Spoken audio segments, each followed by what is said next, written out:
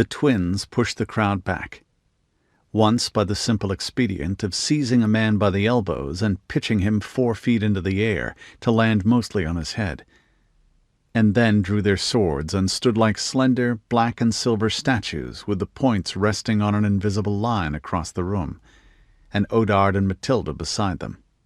Nobody stepped over it. After a moment, a few neighbors came to stand around them, glowering at the strangers. Some of the wiser foreigners headed back to their rooms.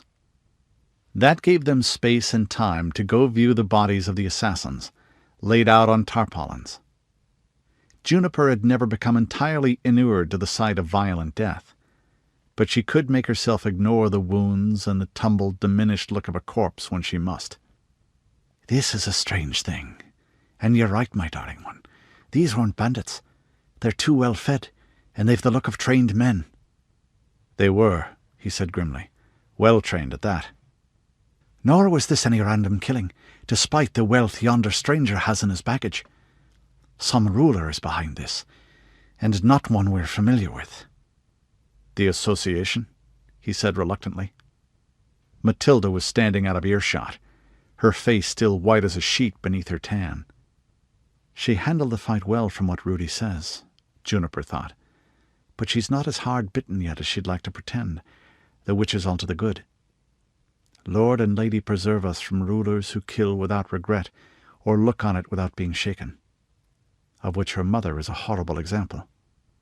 Rudi sighed in relief when his mother shook her head. Not quite their style.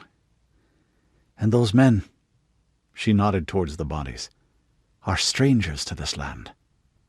"Lady Sandra is ruthless enough," Rudi said quietly. "More than ruthless enough. But she has far more sense, and so do Grand Constable Tiffane and the Count of Odell, who's Chancellor now. None of them would risk anything while Matilda is with us. No, I feel something moving here. We've had the rest we were promised, after the war with Orminger. Perhaps it's coming to an end, and the powers sing a new song, with us as instrument and melody both." Her gaze grew wholly human once more, but harder now, and shrewd. She was chief as well as high priestess, the woman who'd pulled her friends and kin through the time of madness and the death of a world, and built the clan from refugees and shards. "It's best you know. It wasn't just an old friend of Nigel who was calling after you left Ravenhouse and came here. And I don't think it's entirely coincidence.